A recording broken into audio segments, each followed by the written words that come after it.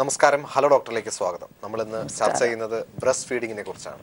ഈ വിഷയം ചർച്ചയിനായി നമ്മോടൊപ്പം ഉള്ളത് തിരുവനന്തപുരത്തെ അപ്പോളോ ക്ലിനിക്കിലെ സീനിയർ കൺസൾട്ടന്റും അതുപോലത്തെ നിയോനേറ്റോളജിസ്റ്റുമായ ഡോക്ടർ ആരിഫ സൈനുദ്ദീനാണ് ഇപ്പോൾ നമ്മോടൊപ്പം ഉള്ളത്. നമസ്കാരം ഡോക്ടർ. ഹലോ ഡോക്ടറിലേക്ക് സ്വാഗതം. സാർ, ഈ മുലപ്പാലിനെ കുറിച്ച് പറയുമ്പോൾ നമ്മൾ ആദ്യമായിട്ട് എല്ലാവർക്കും അറിയാം, മുലയൂട്ടലിൻ്റെ ഇമ്പോർട്ടൻസ് അറിയാം, എത്ര നാൾ കൊടുക്കണം എന്നറിയാം, ഒക്കെ കാര്യങ്ങൾ എല്ലാവർക്കും ജനങ്ങൾക്ക് അറിയാവുന്ന ഒരു കാര്യമാണ്. പക്ഷേ മുലപ്പാലിൻ്റെ ഗുണങ്ങളെക്കുറിച്ച് പറഞ്ഞു കഴിഞ്ഞാൽ എന്തൊക്കെ കാര്യങ്ങളാണ് മുലപ്പാലിൽ അടങ്ങിയിരിക്കുന്നത്? മുലപ്പാലിന് സബ്സ്റ്റിറ്റ്യൂട്ട് ആയിട്ടുള്ള എന്തെങ്കിലും കുട്ടികൾക്കുണ്ടോ? ആദ്യം തന്നെ ഞാൻ പറഞ്ഞു കൊള്ളട്ടെ, ഒരു അമ്മയ്ക്ക് ഒരു കുഞ്ഞിന് കൊടുക്കാവുന്ന ഏറ്റവും അമൂല്യമായൊരു സമ്പത്താണ് മുലപ്പാൽ. മുലപ്പാലിന് ഈക്വലായിട്ട് ഭൂമിയിൽ ഒന്നും തന്നെ ദൈവം സൃഷ്ടിച്ചിട്ടില്ല. അതുകൊണ്ട് അതിന് ഈക്വലായിട്ട് ഒന്നും ഉണ്ടെന്ന് എനിക്ക് പറയാൻ പറ്റത്തില്ല. തീർച്ചയായിട്ടും. മുലപ്പാലിൽ എന്തൊക്കെ ഘടകങ്ങളാണ് അടങ്ങിയിട്ടുണ്ട്? പലപ്പോഴും നമ്മൾ കുട്ടികൾക്ക് മുലപ്പാൽ കൊടുക്കുമ്പോൾ പോലും അമ്മമാർക്ക് സംശയമാണ്, ഈ മുലപ്പാലിൻ്റെ കൂടെ നമ്മൾ വെള്ളം കൊടുക്കണോ, തിളപ്പിച്ചാറ്റിയ വെള്ളം കൊടുക്കണോ എന്നുള്ളത്. പ്രത്യേകിച്ച് നമ്മളെ കേരളം പോലെയുള്ള സംസ്ഥാനങ്ങൾ വളരെ ചൂടായിട്ട് ഒരുപാട് വിയർക്കുന്ന ഒരു സിറ്റുവേഷനിൽ ജീവിച്ചിരിക്കുന്ന ആൾക്കാർക്ക് മുലപ്പാലിനോടൊപ്പം കുട്ടിക്ക് ആവശ്യത്തിന് വെള്ളം കൊടുക്കണോ എന്ന് ചോദിക്കുന്ന പ്രധാനമായിട്ടും ആദ്യത്തെ ഒരു ഡെലിവറിയോടൊപ്പം കുട്ടികളുടെ ഈ കാര്യത്തിൽ അമ്മമാർ വളരെയധികം ചിന്തിക്കാറുണ്ട്. അപ്പോൾ കുട്ടികളുടെ അല്ലെങ്കിൽ ചെറിയ കുട്ടികൾക്ക് ജനിച്ച ഉടനെ മുലപ്പാലിനോടൊപ്പം വെള്ളം ഈ കുട്ടിക്ക് ആവശ്യമായിട്ട് വരാറുണ്ട്. നല്ല ഒരു ചോദ്യമാണ്, സാധാരണ ആൾക്കാർ ചോദിക്കുന്നതാണ്. ഞാൻ പറയുകയാണെങ്കിൽ മുലപ്പാലിൽ 87.2% വാട്ടറാണുള്ളത്. അപ്പം നിങ്ങൾ തന്നെ നിങ്ങളുടെ ചോദ്യത്തിന് മറുപടി എന്നോട് പറയേണ്ടിയിരിക്കുന്നു.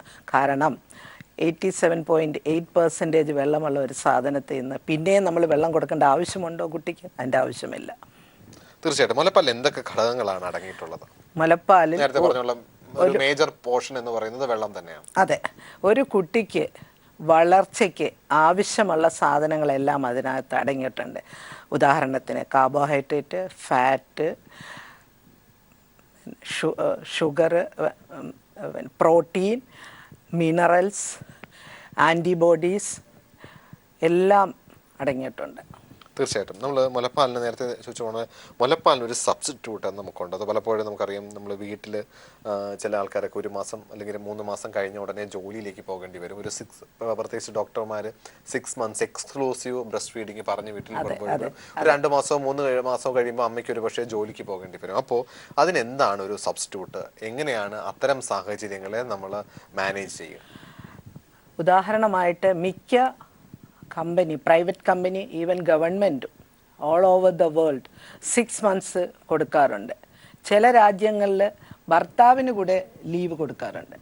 അപ്പം ഈ 3 മാസം കഴിഞ്ഞിട്ട് അമ്മമാർ ജോലിക്ക് പോകുന്നെന്ന് പറയുന്നത് സാധാരണ എന്നോട് ചോദിച്ചാൽ ഞാൻ പറഞ്ഞു കൊടുക്കും, അടുത്തെവിടെയാണെങ്കിലും നിങ്ങൾ എന്താ ചെയ്യേണ്ടതെന്ന് വെച്ചാൽ രാവിലത്തെ ഫീഡ് കൊടുക്കുക, അത് കഴിഞ്ഞിട്ട് ബ്രസ്റ്റ് പമ്പ് ഉപയോഗിച്ച് കുറച്ച് പാല് പിഴിഞ്ഞ് ഫ്രിഡ്ജിൽ വെക്കാം.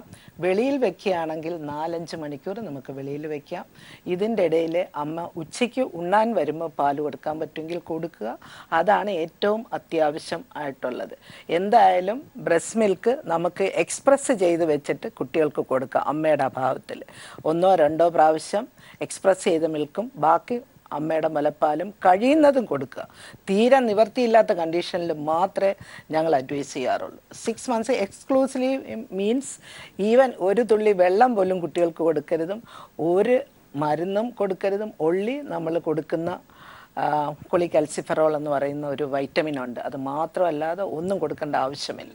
തീർച്ചയായിട്ടും. ഈ മുലപ്പാലിൻ്റെ കാര്യം എടുത്ത് പറയുമ്പോൾ നമുക്കറിയാം, മുലപ്പാലിനോടൊപ്പം പലവരും കൊടുക്കാൻ സാധ്യതയുള്ളതാണ്, അല്ലെങ്കിൽ 6 മാസത്തിനകത്തോ അല്ലെങ്കിൽ 6 മാസം കഴിഞ്ഞിട്ടോ നമ്മുടെ ആനിമൽ നമ്മുടെ പാലുകൾ, അതായത് നമ്മുടെ പശുവിൻ പാല്, അതുപോലെ തന്നെ നമ്മുടെ ആട്ടിൻ പാല്, അങ്ങനെയുള്ള അല്ലെങ്കിൽ നമ്മുടെ പലതരത്തിലുള്ള മോഡിഫൈഡ് മിൽക്സ് പലതും നമുക്ക് ലഭിക്കുന്നുണ്ട്. അപ്പോൾ കുട്ടികൾക്ക് ഇതുപോലെ നമുക്കറിയാം, നമ്മൾ കുട്ടിക്കാലത്തൊക്കെ പാല് കുടിച്ച് വളരുന്നു എന്നുള്ളത് തന്നെയാണ് ഒരു സങ്കല്പം എന്ന് പറയുന്നത് പോലെ. അതെ, അതുപോലെ തന്നെ ഈ കുട്ടിക്കാലത്ത് അതായത് ചെറിയ 6 മാസം കഴിഞ്ഞ ഉടനെ ഈ പാല് വീൻ ചെയ്യുന്ന സമയത്തോടൊപ്പം തന്നെ പശുവിൻ പാല്, ആട്ടിൻ പാലൊക്കെ നമ്മൾ കുട്ടികൾക്ക് കൊടുക്കാം. ഉദാഹരണത്തിന് 6 മാസം എക്സ്ക്ലൂസീവ് ബ്രസ്റ്റ് മിൽക്ക് എന്ന് പറയുന്നത്. പക്ഷേ അത് കഴിഞ്ഞിട്ട് 2 ഇയേഴ്സ് വരെ പാൽ കൊടുക്കണമെന്നാണ് ഞങ്ങൾ അഡ്വൈസ് ചെയ്യുന്നത്. 6 മാസം കഴിയുമ്പോഴത്തേക്കും കുട്ടികളുടെ തല ഉറയ്ക്കും 4 മാസം ആകുമ്പോൾ. അപ്പോൾ അവർക്ക് സെമി സോളിഡ് ഫുഡ് കൊടുക്കാമെന്ന് തരാവുന്ന സാധാരണ ഞങ്ങൾ ചെയ്യുന്നത് എന്താണെന്ന് വെച്ചാൽ 2 നേരത്തെ ഫീഡിന് പകരം കുട്ടികൾക്ക് സെമി സോളിഡ് ഫുഡ് കൊടുക്കുകയാണ് ചെയ്യുന്നത്. അങ്ങനെ അടുത്ത ഒരു 7 മാസമാകുമ്പം 3, അങ്ങനെ മുലപ്പാലും അതിൻ്റെ ഒപ്പം തന്നെ സെമി സോളിഡ് ഫുഡ് കൊടുക്കുകയാണ്. ഉദ്ദേശം ഒരു 10 മന്ത്സ് ആകുമ്പം നമ്മൾ കഴിക്കുന്ന ഫുഡ് കുട്ടികൾക്ക് കുറച്ച് സ്മാഷ് ചെയ്ത് കൊടുക്കാവുന്നതാണ്. തീർച്ചയായിട്ടും നേരത്തെ പറഞ്ഞതുപോലെ മുലപ്പാലിനോടൊപ്പം കൊടുക്കുന്ന നമ്മൾ വീൻ ചെയ്യുന്ന സമയത്ത് എന്തൊക്കെ കാര്യങ്ങളാണ് നമ്മൾ ശ്രദ്ധിക്കേണ്ടത്?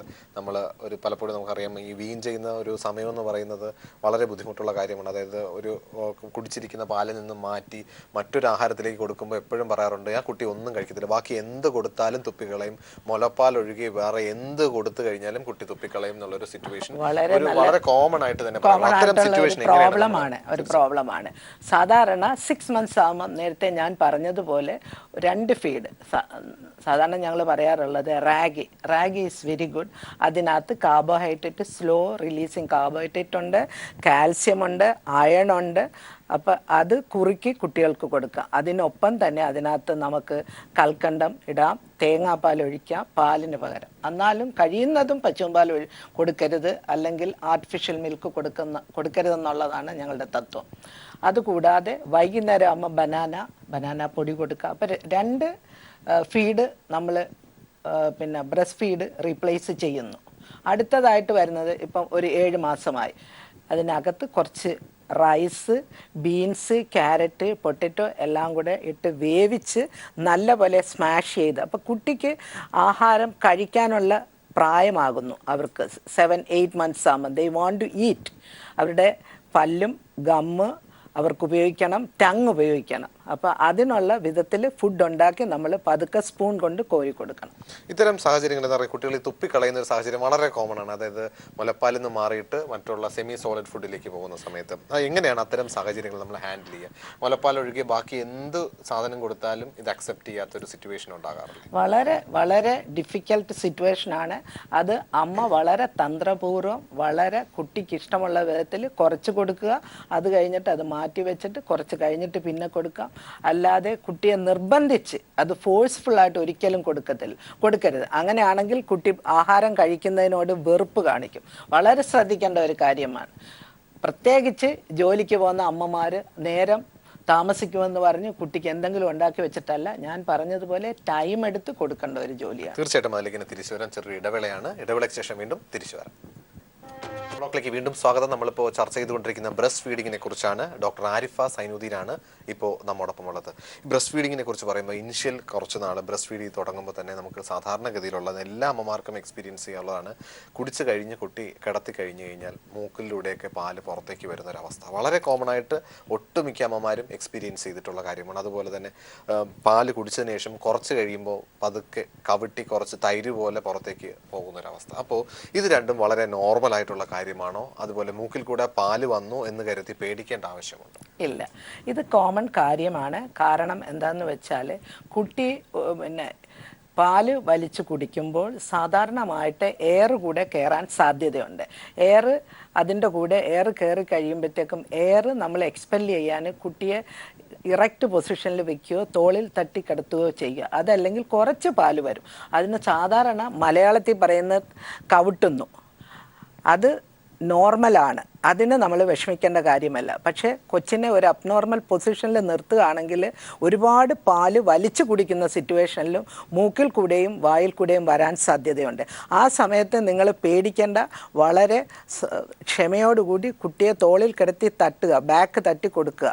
അത് കഴിയുമ്പോഴത്തേക്കും അത് പതുക്കെ റിലീവ് ചെയ്യും, കുട്ടി നോർമലായിട്ട് വരും. അതുപോലെ തന്നെ കുട്ടിയുടെ ഉറക്കത്തെക്കുറിച്ച്, ഒരു ചെറിയ കുട്ടികൾ, അതായത് ജനിച്ച് ഒരു 2 മാസം 3 മാസം ഒക്കെ ആവുന്ന കുട്ടികൾ എത്ര നേരം ഉറങ്ങണം, ഒരു ദിവസം എത്ര നേരം ഫീഡ് കൊടുക്കണം? പലപ്പോഴും നമുക്ക് രാത്രി എല്ലാവരും ചോദിക്കാറുണ്ട്, നമ്മൾ ഉറങ്ങുന്നത് പോലെ ഒരു 5 മണിക്കൂർ 6 മണിക്കൂർ ഈ കുട്ടി ഒരേപോലെ കിടന്നുറങ്ങണ്ടേ? എപ്പോഴും കുട്ടികൾക്കുള്ളത് ചെറിയ ഉറക്കം, അതിനിടയിൽ ഒരു ഫീഡ്, വീണ്ടും ചെറിയൊരു ഉറക്കം, അതിനിടയ്ക്കൊരു ഫീഡ്, ഈ രീതിയിലാണ് മുന്നോട്ട് പോകുന്നത്. അപ്പോൾ ഇത്തരം സാഹചര്യങ്ങൾ എന്താണ് ചെയ്യുന്നത്? കുട്ടിക്ക് നല്ല രീതിയിൽ ഉറങ്ങാനായിട്ട് ഒരു 4-5 മണിക്കൂർ ഒരുമിച്ച് ഉറങ്ങേണ്ട ആവശ്യമുണ്ടോ?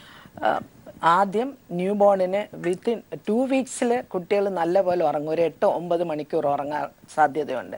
അത് കഴിഞ്ഞ് അവർ ശരാശരി 7 to 8 അവേഴ്സാണ് ഉറങ്ങുന്നത്. എന്താണ് ചെയ്യേണ്ടതെന്ന് വെച്ചാൽ ഒരു 10 മണിക്ക് ഫീഡ് കൊടുക്കുക. അത് കഴിഞ്ഞിട്ട് ഒരു 3-4 മണിയാകുമ്പോഴത്തേക്കും ഒരു പാല് പിഴിഞ്ഞ് വെച്ചാൽ അത് വേറൊരാൾ കൊടുത്താൽ മതി. സ്പൂൺ കൊണ്ട് കോരി കൊടുക്കുക, അമ്മയ്ക്ക് ഉറങ്ങാം. അത് കഴിഞ്ഞിട്ട് കൊച്ചിന് 5 മണിക്ക് കൊടുത്താൽ മതി. 2 ഫീഡ് കൊടുക്കുക ഇൻ ബിറ്റ്വീൻ. അപ്പോൾ കുട്ടിക്ക് നല്ല ഉറക്കം കിട്ടും. കുട്ടി ഉണരുമ്പം മാത്രം. ഒരു 6 മാസമുള്ള ഒരു കുഞ്ഞ് ഒരു 5 മണിക്കൂർ ഉറങ്ങിയെന്നും പറഞ്ഞ് പേടിക്കേണ്ട ആവശ്യമില്ല. തീർച്ചയായിട്ടും ഈ കുട്ടികളെ എപ്പോഴും പറയാറുള്ള ഒരു കാര്യമാണ്, കുട്ടികൾ ഉറങ്ങുമ്പോൾ ഇടയ്ക്ക് തട്ടി ഉണർത്തി ഫീഡ് കൊടുക്കേണ്ട ആവശ്യമുണ്ടോ എന്നുള്ളത്. ഇല്ല, തീർച്ചയായിട്ടും ഇല്ല. വളരെ ചെറുപ്പം, അതായത് 3 ഡേയ്സ് അല്ലെ 4 ഡേയ്സ് 5 ഡേയ്സ് ഉള്ള ഒരു കുഞ്ഞ് കണ്ടിന്യൂസ് ആയിട്ട് കിടന്നുറങ്ങുന്നെങ്കിൽ അതിനെ ഉണർത്തി അത് എന്തുകൊണ്ടാണ് ഉറങ്ങുന്നത്, അസുഖമാണോ, അത് നമ്മൾ നോക്കേണ്ടതാണ്. അല്ലാതെ കുട്ടികളെ ഇപ്പം ഒരു 6 മാസമായ കുട്ടി ഒരു 10 മണിക്ക് ഉറങ്ങി അല്ലെങ്കിൽ ഒരു 12 മണി കഴിഞ്ഞ് ഒരു 5 മണി വരെ കിടന്നുറങ്ങി നിങ്ങൾ വിളിച്ചുണർത്തി പാൽ കൊടുക്കേണ്ട ആവശ്യമില്ല. തീർച്ചയായിട്ടും ഈ മുലപ്പാലിനോടൊപ്പം നമ്മൾ ചെറിയ കുട്ടികളുടെ വായ് ക്ലീൻ ചെയ്ത് കൊടുക്കേണ്ടത് ആവശ്യമുണ്ട്. നമുക്കറിയാം ഒരു അഡൽട്ട് ആയി കഴിഞ്ഞാൽ അത് പല്ല് തേക്കുന്ന ഒരു ശീലമുണ്ട്, വായ് കഴുകുന്ന ഒരു ശീലമുണ്ട്. കുട്ടികളുടെ ചെറിയ പ്രായത്തിൽ പാല് കൊടുത്തു കഴിഞ്ഞാൽ വായ് ക്ലീൻ ചെയ്യേണ്ട ആവശ്യമായിട്ടുണ്ട്, പ്രത്യേകിച്ച് മുലപ്പാല് കൊടുത്തു കഴിഞ്ഞാൽ. അങ്ങനെ പ്രത്യേകിച്ച് ക്ലീൻ ചെയ്യേണ്ട, ജനറൽ ക്ലീനിങ്ങിൽ മാത്രം അത് ചെയ്താൽ മതി. അല്ലാതെ വായിക്കകത്തിട്ട് വൃത്തിയാക്കേണ്ട ഒരു ആവശ്യവുമില്ല. പ്രത്യേകിച്ച് അമ്മയുടെ ബ്രസ്റ്റ് ക്ലീനാണ്, വൃത്തിയായിട്ട് സൂക്ഷിക്കുന്നെങ്കിൽ. അതല്ല, അമ്മയ്ക്ക് ബ്രസ്റ്റിനകത്ത് ഇൻഫെക്ഷൻ വരാൻ സാധ്യതയുണ്ട്, ഫംഗസ്. അത് വരികയാണെങ്കിൽ കുഞ്ഞിൻ്റെ വായിൽ പൂപ്പൽ എന്ന് പറയുന്ന ഒരു അസുഖം വരാം.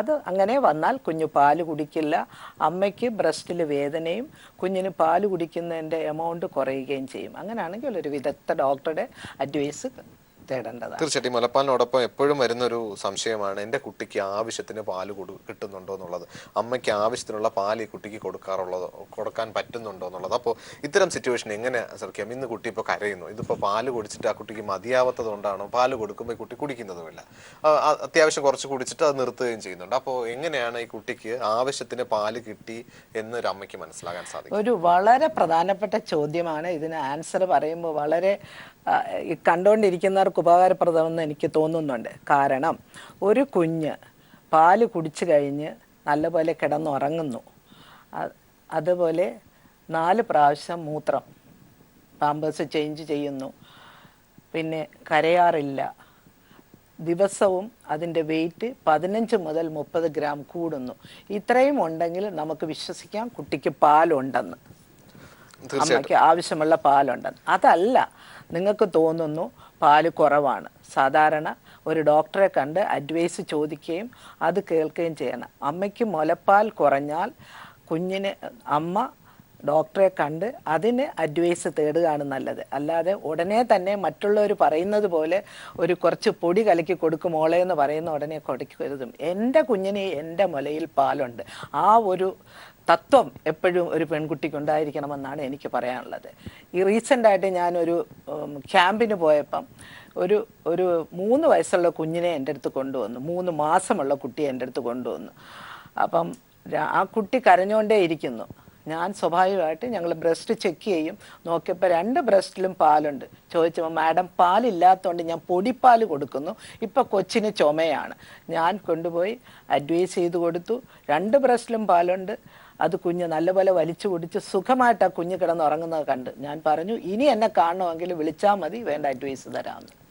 തീർച്ചയായിട്ടും ഈ മുലപ്പാലിൻ്റെ കൂടൊപ്പം തന്നെ ഇന്നിപ്പോൾ നമുക്ക് പലപ്പോഴും ആൾക്കാർക്കുള്ളത് മുലപ്പാൽ വീൻ ചെയ്ത് നിർത്താനുള്ള ബുദ്ധിമുട്ടുകൾ. അതായത് 6 മാസം എക്സ്ക്ലൂസീവായിട്ട് ബ്രസ്റ്റ് ഫീഡ് ചെയ്യുന്നു, അത് കഴിഞ്ഞതിന് ശേഷം 1 വയസ്സോ 2 വയസ്സോ ഒക്കെ വരെ അമ്മമാർ കുട്ടിക്ക് പാൽ കൊടുക്കാറുണ്ട്. പിന്നെ ആ ഒരു വീൻ ചെയ്യുന്ന ഒരു സമയമാകുമ്പോൾ പാൽ കൂടി കംപ്ലീറ്റ് ആയിട്ട് നിർത്താനായിട്ട് ബുദ്ധിമുട്ടാണ്. അത് എപ്പോഴും കുട്ടി പാല് കുടിക്കാനായിട്ട് ഡിമാൻഡ് ചെയ്തുകൊണ്ടേയിരിക്കും. അപ്പോൾ ഇത്തരം സിറ്റുവേഷനിൽ നമ്മൾ എങ്ങനെയാണ് ഹാൻഡിൽ ചെയ്യുന്നത്? അതോ ആ കുട്ടിക്ക് ഇഷ്ടം പോലെ എത്ര നാൾ കുടിക്കാൻ പറ്റുമോ അത്ര നാൾ കൊടുക്കുന്നത് തന്നെയാണോ ഏറ്റവും നല്ലത്? ഈ പറഞ്ഞാണ് എനിക്കിഷ്ടം. എത്ര നാൾ അത് കുടിക്കാൻ പറ്റുമോ അത്ര നാൾ കുടിക്കട്ടെ. മുലപ്പാൽ കൊണ്ട് അമ്മയും കുഞ്ഞും തമ്മിലുള്ള ബോണ്ടിങ് കൂടുകയാണ്. എന്ന് വെച്ചാൽ സ്വാഭാവികമായും 6 മാസം കഴിയുമ്പം മുലപ്പാലിലുള്ള ന്യൂട്രീഷൻ എല്ലാം കുറയും. മുലപ്പാലിൻ്റെ അളവ് കുറയും. പിന്നെ കുട്ടി ചിലപ്പം ജസ്റ്റ് ബ്രസ്റ്റ് ഒന്ന് സക്ക് ചെയ്യുക മാത്രമേ ഉള്ളായിരിക്കും. എനിക്ക് മനസ്സിലാക്കാം അതൊരു ഇൻകൺവീനിയൻ്റ് ആണ് അമ്മയ്ക്ക്, എന്നാലും കിട്ടുന്നിടത്തോളം പാല് കൊടുക്കുക എന്നുള്ളതാണ് എൻ്റെ അഭിപ്രായം. തീർച്ചയായിട്ടും അതിലേക്ക് ഇനി തിരിച്ചു വരാം. ഇനി ഒരു ഇടവേളയാണ്. ഇടവേളയ്ക്ക് ശേഷം വീണ്ടും തിരിച്ചു വരാം. ഹലോ ഡോക്ടർക്ക് വീണ്ടും സ്വാഗതം. നമ്മളിപ്പോൾ ചർച്ച ചെയ്തുകൊണ്ടിരിക്കുന്നത് ബ്രസ്റ്റ് ഫീഡിങ്ങിനെ കുറിച്ചാണ്. ഡോക്ടർ ആരിഫ സൈനുദ്ദീനാണ് ഇപ്പോൾ നമ്മോടൊപ്പം ഉള്ളത്. മാം, ഈ ബ്രസ്റ്റ് ഫീഡിങ്ങിനെ കുറിച്ച് പറയുമ്പോൾ മാം നേരത്തെ സൂചിപ്പിക്കുകയുണ്ടായി നമുക്ക് എത്ര നാൾ കൊടുക്കാൻ പറ്റുമോ അത്ര നാളും കൊടുക്കാമെന്നുള്ളത്. അപ്പോൾ നമ്മൾ ബ്രസ്റ്റ് ഫീഡിങ്ങിൻ്റെ ഇടയിൽ തന്നെ രണ്ടാമതൊരു അല്ലെങ്കിൽ 2 വർഷമൊക്കെ ആവുന്ന സമയത്ത് തന്നെ രണ്ടാമതൊരു കുട്ടിക്കും കൂടി ജന്മം കൊടുക്കേണ്ടി വരികയാണെങ്കിൽ അത്തരം സിറ്റുവേഷനിൽ എന്താണ് നമ്മൾ ചെയ്യുക?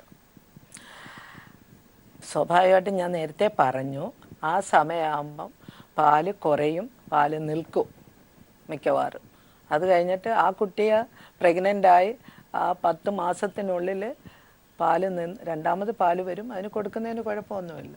തീർച്ചയായിട്ടും മാം. ഈ മുലപ്പാലിന് മാം നേരത്തെ പറഞ്ഞ പോലെ മുലപ്പാല് നിർത്തി പുതിയത് കൊടുക്കുന്ന സമയത്ത് ഇപ്പോഴും നമുക്കറിയാം നമ്മുടെ മാർക്കറ്റിൽ ഒരുപാട് സബ്സ്റ്റിറ്റ്യൂട്ടുകൾ, അതായത് വീൻ ചെയ്യുമ്പോൾ കൊടുക്കേണ്ട ഫുഡുകൾ ഒരുപാട് മാർക്കറ്റിൽ ലഭ്യമാണ്. അപ്പോൾ ഇതൊക്കെ കൊടുക്കുന്നതിൽ ഏതെങ്കിലും രീതിയിലുള്ള തടസ്സങ്ങളുണ്ടോ? ഇത് കുട്ടിക്ക് നല്ലതാണ്? എൻ്റെ അഭിപ്രായത്തിൽ നമുക്ക് വീട്ടിൽ ഉണ്ടാക്കി കൊടുക്കാൻ പറ്റുന്നെങ്കിൽ എന്തുകൊണ്ട് നമ്മൾ കടയിലുള്ള സാധനങ്ങൾ വാങ്ങിച്ചു കൊടുക്കുന്നു? ഇപ്പം UK, USA, പിന്നെ കമ്പനികളെല്ലാം പ്രൊഡ്യൂസ് ചെയ്യുന്ന അതെല്ലാം നമുക്ക് ചെയ്യാം. സപ്പോസ് ഒരു കുഞ്ഞിന് ഒരു 7 മാസമാകുമ്പോൾ ഞാൻ പറഞ്ഞു കുറച്ച് അരിയും പയറ്, ക്യാരറ്റ്, ബീട്രൂട്ട് എല്ലാം കൂടെ ഇട്ട് വേവിച്ച് സ്മാഷ് ചെയ്ത് കൊടുക്കുന്നതും അതാണ് ബെറ്റർ. അല്ലാതെ നമ്മൾ കടയിൽ നിന്ന് വാങ്ങിച്ച് ടിന്നിലുള്ളത് കൊടുക്കുന്നതല്ല. അതുകൊണ്ട് എൻ്റെ അഭിപ്രായം കുഞ്ഞിന് വീട്ടിലുള്ളത് കൊടുക്കുക എന്നുള്ളത്. അതുപോലെ തന്നെ അമ്മയ്ക്കൊരു ഇൻഫെക്ഷൻ ഉണ്ടെങ്കിൽ, ഇൻഫെക്ഷൻ എന്ന് പറയുന്നത് ഇപ്പോൾ റെസ്പിറേറ്ററി ഇൻഫെക്ഷൻ പിടിക്കാം, അല്ലെങ്കിൽ ഒരു UTI വരാം, അല്ലെന്നുണ്ടെങ്കിൽ ഒരു സാധാരണ ജലദോഷപ്പനിയോ അല്ലെന്നുണ്ടെങ്കിൽ വേറെ ഏതെങ്കിലും രീതിയിലുള്ള ഒരു അസുഖം ഉണ്ടാവുകയാണെങ്കിൽ കുട്ടിക്ക് പാല് കൊടുക്കാമോ? അങ്ങനെ പാല് കൊടുത്തു കഴിഞ്ഞാൽ ഈ കുട്ടിക്ക് ഈ അസുഖം പകരുമോ എന്നുള്ളത് പലപ്പോഴും പേരൻസിനൊരു പേടിയാണ്. ഇല്ല, കുട്ടിക്ക് പകരത്തില്ല. ആകെ 2 കണ്ടീഷനിലെ ഞങ്ങൾ contraindication of breast feed കൊടുക്കരുതെന്ന് പറയുന്ന 2 കണ്ടീഷനിൽ, ഒന്ന് അമ്മയുടെ ബ്രസ്റ്റിനകത്ത് ഹെർപ്പിസ് റാഷസ് വരിക, it's a type of virus, അതിൽ കൊടുത്തുവിടുക. പിന്നെ HIV ഉള്ള കണ്ടീഷനിൽ. പക്ഷേ HIV ഉള്ള കണ്ടീഷനിൽ പോലും ആഫ്രിക്കൻ കൺട്രിയിൽ മാൽന്യൂട്രീഷനുമായിട്ട് കമ്പയർ ചെയ്യുമ്പോൾ ഞങ്ങൾ പറയുന്നത് കൊടുക്കുക എന്നുള്ളതാണ്. അതുപോലെ തന്നെ ഓപ്പൺ TB, ട്യൂബർക്ലോസിസ്, അങ്ങനെയുള്ള കണ്ടീഷനിലും കൊടുത്തുവിടുന്നേ പറയത്തുള്ളൂ. അല്ലാതെ മിക്കവാറും ഉള്ള എല്ലാ കണ്ടീഷനും കൊടുക്കാം. പിന്നെ അമ്മയ്ക്ക് ക്യാൻസർ ട്രീറ്റ്മെന്റ് ഉണ്ടെങ്കിൽ കൊടുത്തുവിടാം. അതുപോലെ തന്നെ അമ്മയ്ക്ക് ആന്റിബയോട്ടിക്സുകൾ കഴിക്കുന്ന സമയത്ത് ഇല്ല, കൊടുക്കാം, നോ പ്രോബ്ലം. കുഞ്ഞിന് ഒരു പക്ഷേ മുലപ്പാലിൽ കൂടെ ആൻറ്റിബയോട്ടിക്സ് വന്നിട്ട് കുറച്ചൊരു ഡയറിയ പോലെ ഉണ്ടാകുന്നേ ഉള്ളൂ. അതുകൊണ്ട് മുലപ്പാൽ നിർത്തുന്നെന്ന് പറയുന്നത് ശരിയല്ല. തീർച്ചയായിട്ടും ഈ കുട്ടികളുടെ മോഷൻ പോകുന്നതുമായിട്ട് ബന്ധപ്പെട്ട് പലപ്പോഴും പേരൻസിന് സംശയം ഉണ്ടാകാറുണ്ട്. അപ്പോൾ ഈ പാല് മാത്രം കൊടുത്തുകൊണ്ടിരിക്കുന്ന സമയത്ത് ഒരു ദിവസത്തിൽ എത്ര നേരം മോഷൻ പോകണം? ചില കുട്ടികൾ കഴിഞ്ഞിട്ടുണ്ട്, അവർ കുട്ടിക്കാലത്ത് തന്നെ ചിലപ്പോൾ 2 ദിവസത്തിൽ 1 പ്രാവശ്യമൊക്കെ മോഷൻ പോകാറുള്ളൂ. അപ്പോൾ കുട്ടിക്കാലത്ത് ഈ ചെറിയ കുട്ടികൾ, ബ്രസ്റ്റ് ഫീഡ് ചെയ്യുന്ന കുട്ടികളുടെ മോഷൻ പോകുന്നത് എപ്രകാരമായിരിക്കും? ഡെയിലി പോകണം എന്നുള്ളത് നിർബന്ധമാണ്? ബ്രസ്റ്റ് ഫീഡ് കൊടുക്കുന്ന കുട്ടികൾ ചിലപ്പം വളരെ ഫ്രീക്വൻ്റ് ആയിട്ട് പോകും. അബൌട്ട് ഒരു 8, 10, 12 പ്രാവശ്യം പോയെന്നിരിക്കും. ചിലപ്പം അവർ 2 ദിവസം പോകുകയില്ല. അതുകൊണ്ട് അതിനെക്കുറിച്ച് വറി ചെയ്യരുത്. അതിൻ്റെ മെയിനായിട്ടുള്ള പ്രോബ്ലം കുട്ടി പാല് വലിച്ചു കുടിക്കുന്നുണ്ടോ, വയറ് വലുതായി വരുന്നുണ്ടോ, കൊച്ചിന് ക്ഷീണമുണ്ടോ, ഇതെല്ലാം നമ്മൾ നോക്കേണ്ട ആവശ്യമുണ്ട്. അതങ്ങനെ സംശയമുണ്ടെങ്കിൽ നിങ്ങൾക്ക് ഒരു ഡോക്ടറെ പോയി കാണാം. അതുപോലെ തന്നെ ഈ കുട്ടികളെയും കൊണ്ട് യാത്ര ചെയ്യുന്ന സമയത്ത്, ഇപ്പോൾ ട്രെയിനിലായിക്കോട്ടെ ബസ്സിലായിക്കോട്ടെ, ചിലപ്പോൾ ചിലർക്ക് തിരുവനന്തപുരത്ത് നിന്ന് എറണാകുളത്തേക്കോ ബാംഗ്ലൂരിലേക്കോ കോഴിക്കോടോ ഒക്കെ യാത്ര ചെയ്യേണ്ടി വരാറുണ്ട്. അപ്പോൾ ഇത്തരം യാത്ര ചെയ്യുന്നത്, ചെറിയ ബ്രസ്റ്റ് ഫീഡ് ചെയ്യുന്ന കുട്ടികളെയും കൊണ്ട് യാത്ര ചെയ്യുന്ന സമയത്ത് എന്തൊക്കെ കാര്യങ്ങളാണ് നമ്മൾ ശ്രദ്ധിക്കുക? ബ്രസ്റ്റ് ഫീഡ് യാത്ര ചെയ്യുന്ന കുട്ടികൾക്ക് ഏറ്റവും സുരക്ഷിതമാണ്. നമ്മൾ പൊടി കലക്കി ഒരു കുപ്പിയിൽ കൊടുക്കുന്നതിനേക്കാളും നല്ല റെഡിമെയ്ഡ് മിൽക്ക് ദൈവം നമുക്ക് തന്നിരിക്കുന്നത്. പതുക്കെ ഒന്ന് തിരിഞ്ഞിരുന്ന്, ആരെങ്കിലും ഫ്രണ്ട്സ് ഉണ്ടെങ്കിൽ അവിടെ ഒന്ന് ഇരുന്ന് ഞാൻ കുഞ്ഞിന് പാല് കൊടുക്കട്ടെ എന്നും പറഞ്ഞ് കൊടുക്കാം. അതാണ് നല്ലത്. വേറെ ഒന്നും ചെയ്യേണ്ട ആവശ്യമില്ലെന്നാണ് എൻ്റെ അഭിപ്രായം. തീർച്ചയായിട്ടും. അപ്പോൾ കുട്ടികൾക്ക് ഇൻഫെക്ഷൻ വരുന്ന സമയത്ത് ചിലപ്പോൾ കുട്ടികൾ ഈ ബ്രസ്റ്റ് ഫീഡ് കഴിക്കാനായിട്ട് ചിലപ്പോൾ സമ്മതിക്കാതിരിക്കാറുണ്ട്. അപ്പോൾ പലപ്പോഴും കൊച്ചു ഇറിറ്റബിൾ ആയിരിക്കും, ചെറിയൊരു വൈറൽ ഫീവറോ ഒക്കെ വരുന്ന സമയത്ത് ഇത്തരം സാഹചര്യങ്ങളിൽ എന്താണ് നമ്മൾ ചെയ്യുക? കുഞ്ഞിന് പിന്നെ അതെ, ഇൻഫെക്ഷൻ ഒരു റെസ്പിറേറ്ററി ഇൻഫെക്ഷൻ വരുന്നു. അപ്പോൾ കുട്ടി പലപ്പോഴും പാല് കുടിക്കാനായിട്ട് ശ്രമിക്കുമ്പോൾ കുട്ടി വേണ്ടാതെ തള്ളിക്കളയുകയോ അല്ലാന്നുണ്ടെങ്കിൽ കഴിച്ച ഉടനെ ഛർദ്ദിക്കുകയോ എന്തെങ്കിലും ചെയ്തിട്ട് അതിന് ഒരു ഇഷ്ടമില്ലായ്മ കാണിക്കാറുണ്ട്. അത് അപ്പോഴും നമ്മൾ കുറേശ്ശെ പാല് കൊടുക്കുക. അത്രയ്ക്ക് കുട്ടി ഒന്നും കഴിക്കാതിരുന്നാൽ ഒരു ഡോക്ടറെ കണ്ട് ഡോക്ടറുടെ അഡ്വൈസ് വാങ്ങിക്കുക. അതുപോലെ തന്നെ ബ്രസ്റ്റ് ഫീഡിനോടൊപ്പം ഉള്ളതാണ് ഈ കുട്ടിക്കാലത്തുള്ള ഇമ്മ്യൂണൈസേഷൻ. നമ്മൾ കേരളത്തിലുള്ള കുട്ടികൾ എത്രത്തോളം ഈ ഒരു നാഷണൽ ഇമ്മ്യൂണൈസേഷൻ ചാർട്ട് അവർക്ക് തന്നെ അല്ലെങ്കിൽ അത്തരം കറക്റ്റ് ഷെഡ്യൂളിൽ എടുക്കുന്നത് എത്രത്തോളം ആൾക്കാരുണ്ട്? അത് പലപ്പോഴും പറയുന്നുണ്ട് നമ്മളിപ്പോൾ അന്യ സംസ്ഥാനങ്ങളിലൊക്കെ ഇതിൻ്റെ ഷെഡ്യൂൾ കറക്റ്റ്ലി ഫോക്കസ് ചെയ്ത് പലപ്പോഴും പോകാറില്ലെന്നോ. കേരളത്തിലെ കുട്ടികൾ മാമിൻ്റെ ഒരു പേഴ്സണൽ അനുഭവത്തിൽ എത്രത്തോളം? എൻ്റെ അനുഭവത്തിൽ ഇമ്മ്യൂണൈസേഷൻ എന്താണെന്ന് പോലും അറിയാത്ത ഒരുപാട് എഡ്യൂക്കേറ്റഡ് ഗേൾസ് ഉണ്ട്. അമ്മമാർ വരുമ്പോൾ ഞാൻ സാധാരണ ചോദിക്കാറുണ്ട്, എന്താണ് ഇമ്മ്യൂണൈസേഷൻ, എന്താണ് നമ്മൾ ചെയ്യുന്നത്? പലയിടത്തും ഞാൻ എക്സ്പ്ലെയിൻ ചെയ്ത് കൊടുക്കാറുണ്ട്. മിക്ക ആളുകളും നമ്മളുടെ ഹോസ്പിറ്റലിൽ, ഞാൻ വർക്ക് ചെയ്ത 2 ഹോസ്പിറ്റലും വരാറുണ്ട്, അത് ഫോളോ അപ്പ് ചെയ്യാറുണ്ട്.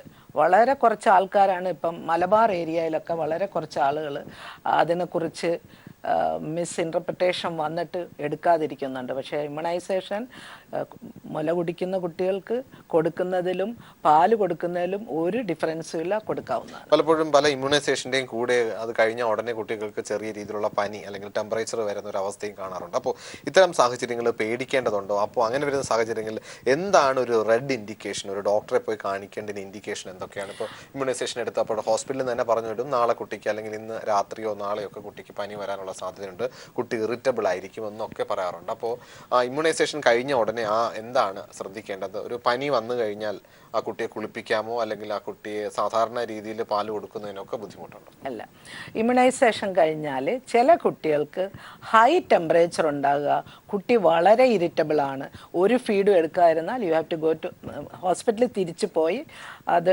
ഡോക്ടറിനോട് പറയേണ്ട അത്യാവശ്യമാണ്. അതല്ല കുറച്ച് പനി, കുറച്ചൊരു ഡിസ്കംഫർട്ട് സാധാരണ ഇമ്മ്യൂണൈസേഷൻ്റെ കൂടെ തന്നെ ഉണ്ടാകാറുള്ളതാണ്. തീർച്ചയായിട്ടും ഡോക്ടറുടെ തിരക്കേറിയ സമയം നമ്മുടെ പീപ്പിൾ ടിവിയോട് സഹകരിക്കുകയും നമ്മുടെ പ്രേക്ഷകർക്ക് വേണ്ടിയിട്ട് ബ്രസ്റ്റ് ഫീഡിങ്ങിനെ കുറിച്ച് വളരെ ലളിതമായിട്ടുള്ള ഭാഷയിൽ പറഞ്ഞു തന്നതിൽ ഇനിയൊരു അവസരത്തിൽ തീർച്ചയായിട്ടും വീണ്ടും കാണാം. ഇനി നിങ്ങൾ അഭിപ്രായങ്ങളും നിർദ്ദേശവും ഞങ്ങൾ എഴുതി അറിയിക്കാൻ മറക്കരുത്. അറിയിക്കേണ്ട വിലാസം hello doctor, people Malayalam communications limited, Kaili towers, Palayam, Thiruvananthapuram 34. നിങ്ങൾക്ക് ഇമെയിൽ ചെയ്യാം hello@peopletv.in എന്ന വിലാസത്തിലും. പുതിയൊരു വിഷയവുമായി വീണ്ടും കാണാം. നന്ദി, നമസ്കാരം.